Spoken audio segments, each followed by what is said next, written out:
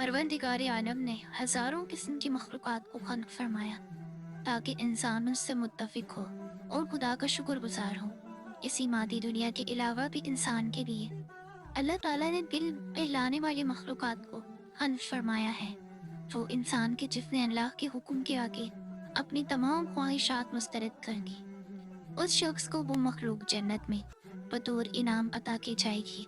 ये एक ऐसी मखलूक है कि जो आखिरत में बंदा मोमिन के लिए तमाम मसाइबात और आलाम का बदला बनेगी। आसमानी किताबों में इस मखलूक को हूरे ऐन कहा जाता है। हूरा उस औरत को कहा जाता है कि जो जवान, हसीन और जमील, सफ़ेद रंग वाली और इंतहाई सियाह आंखों वाली हो।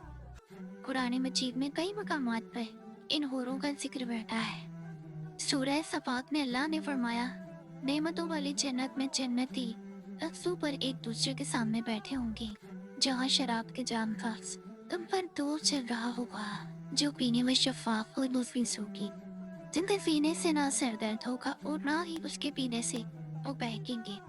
और उनके पास नीची नजरों और बड़ी बड़ी काली आंखों और लंबे बालों वाली हूरें आएंगी, ऐसी नाजुक कि जैसे अंडे के छिलके के नीचे झिली हो।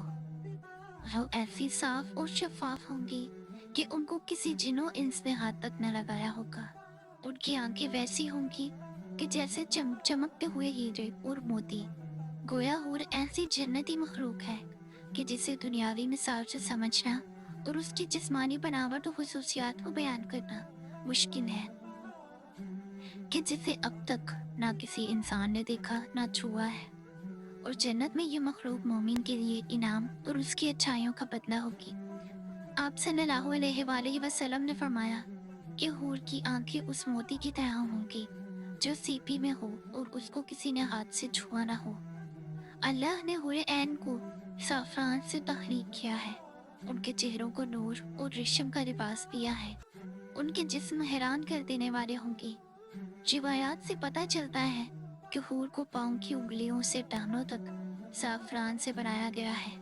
उसकी गर्दन चमकदार अंबर से तैयार की गई है और सिर तक का हिस्सा काफूर से बनाया गया है। उसके बाल खुशबूदार कस्तूरी के हैं। वो सामने आती है तो उनका चेहरा जबरदस्त नूर से चमक उठता है, जैसे दुनिया वालों के लिए सूरज चमकता है। उनका लिबास जिल्द की बारीकी से दिखाई देता है। अगर हूर अपनी हथेलियों को आसमान और जमीन के सामने जाहिर कर दे तो तमाम मखलूकात उसके हुस्न की दीवानी और कायल हो जाएगी, और अगर वो अपना चेहरा जाहिर कर दे तो उसके हुस्न से आसमान और जमीन के दरमियान मौजूद तमाम चीजें जगमगा उठेंगी। रिवायात के मुताबिक जन्नत अल फिरदौस और जन्नत उल अदन के दरमियान में ऐसी हूरें मौजूद हैं कि जो जन्नत के गुलाब से पैदा की गई हैं। वो कभी सोती नहीं, वो हर तरह से पाक होंगी। हूरों की भी कई इकसाम है और नस्लें हैं। जन्नत के अलग अलग दर्जों में तख्लीक हूरें अलग अलग किस्म की हैं। जैसा कि हजरत इब्ने अब्बास ने फरमाया कि जन्नत में एक नहर है कि जिसका नाम बेदख है। इस नहर के नीचे हूरें उगती हैं और खूबसूरत आवाज में कुरान मजीद की तिलावत करती हैं और अल्लाह की हम्दो सना बयान करती हैं। जन्नत में जन्नती उस नहर के पास जब पहुंचेंगे तो वो हूरें उन्हें देखेंगी। बस जब कोई शख्स उससे हाथ मिलाएगा तो वो उसके पीछे चल देंगी और उसकी जगह पर एक और हूर उठ जाएगी। इसी तरह जन्नत में मौजूद मुख्तलिफ इकसाम की हूरों का मुख्तलिफ जन्नती नाम है। मसलन हीरा और ऐना नामी हूर, जिसके मुताबिक रिवायतों में आता है कि उनके इर्द गिर्द 70,000 हिदबतकार लड़कियां छपती हैं और जो परहेजगार बंदों को खुद जन्नत में तलाश करती फिरती हैं। हूर जन्नत की एक ऐसी नेमत है कि जो अदना से अदना शख्स को अता की जाएगी। इसी तरह जन्नत में एक दरख्त है कि जिसमें ऐसी हूरें होंगी जो गीत और नगमे गाएंगी। तो दरख्त जब ये आवाज सुनेगा तो उसकी शाखें एक दूसरे से टकराकर बांसुरी किसी आवाज पैदा करेंगी।